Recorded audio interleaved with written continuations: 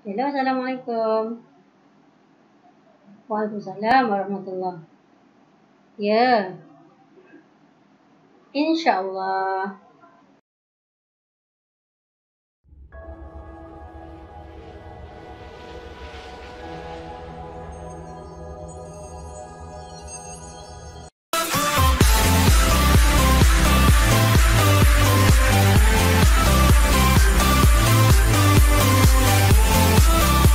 Assalamualaikum warahmatullahi wabarakatuh. Selamat datang ke channel YouTube Ustazah Zuraidah Mumin. Assalamualaikum warahmatullahi wabarakatuh. InsyaAllah, hari ini Ustazah akan kongsikan KSSM Pendidikan Khas bagi mata pelajaran Pendidikan Islam tingkatan 1.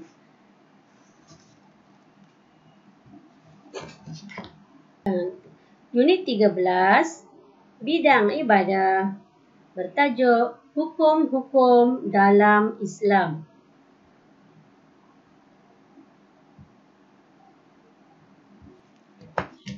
Okey, sebelum itu Ustazah akan terangkan bahawa asal sesuatu hukum itu adalah harus dan halal, tiada haramnya.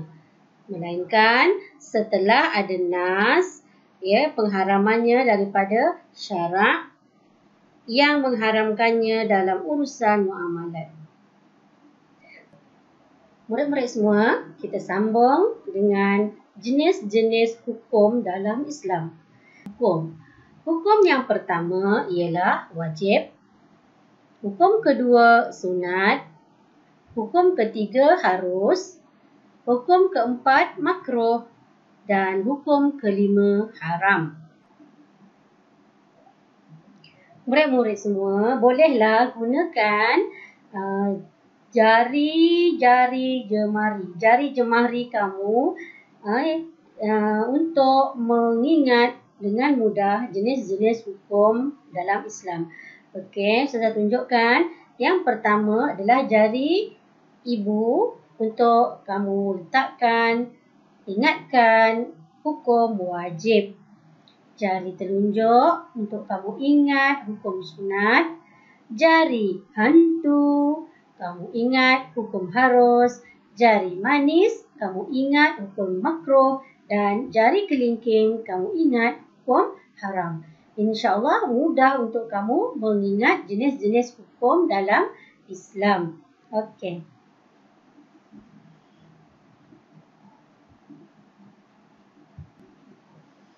Mari kita saksikan hukum yang pertama, iaitu hukum wajib.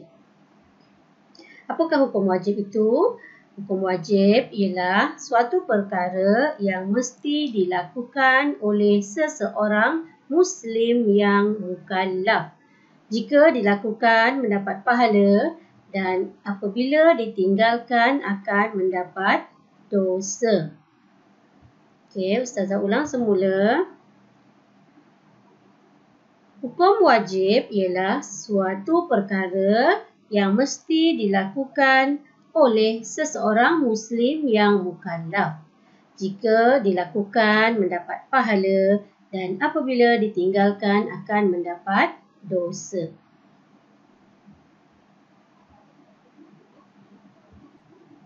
Baiklah, sekarang Ustazah nak tunjuk pula contoh-contoh hukum wajib.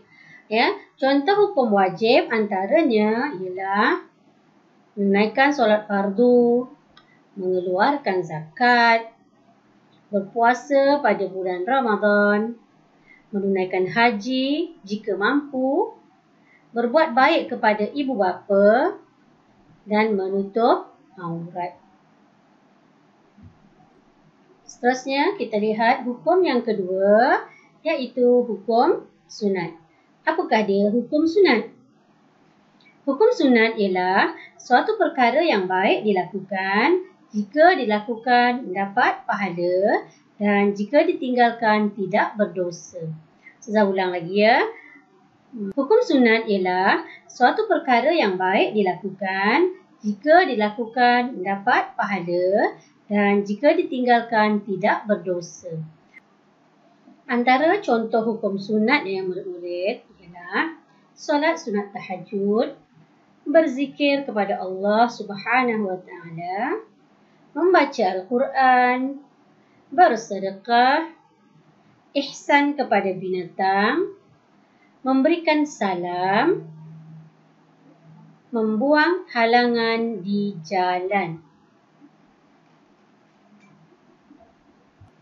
Baiklah, seterusnya kita lihat hukum yang ketiga, iaitu hukum harus. Apakah maksud hukum harus? Baiklah, hukum harus ialah asas bagi semua perkara. Boleh dilakukan dan boleh juga ditinggalkan. Saya ulang ya. Hukum harus ialah hukum asas bagi semua perkara. Boleh dilakukan dan boleh juga ditinggalkan. Antara contoh-contoh hukum harus antaranya ialah makan, tidur, mandi dan juga bermain.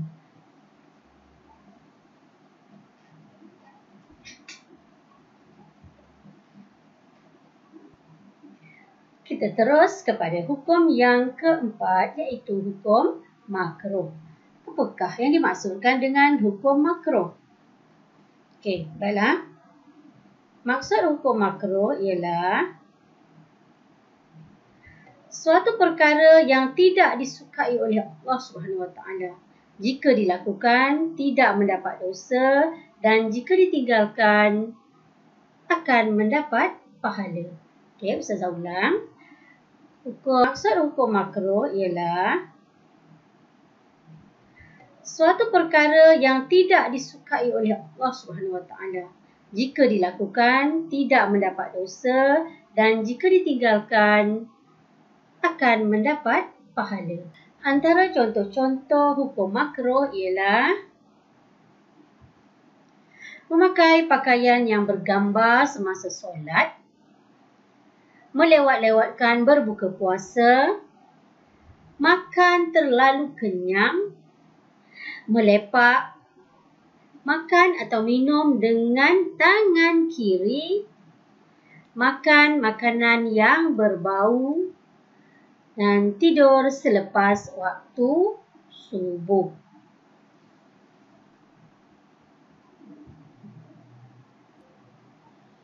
Dan hukum yang kelima ialah hukum haram. Apakah dia hukum haram itu? Okey, hukum haram ialah suatu perkara yang dilarang dalam Islam. Jika dilakukan akan mendapat dosa, dan jika ditinggalkan akan mendapat pahala. Baiklah, Ustazah ulang sekali lagi. Hukum haram ialah suatu perkara yang dilarang dalam Islam. Jika dilakukan akan mendapat dosa, dan jika ditinggalkan akan mendapat pahala.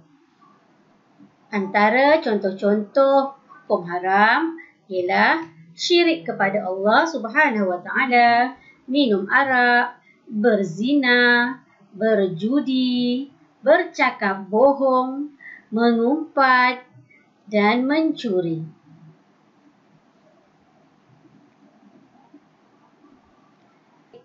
Nasihat daripada Ustazah, yang wajib dilakukan, yang sunat digalakkan, yang makruh dijauhkan, yang haram ditinggalkan.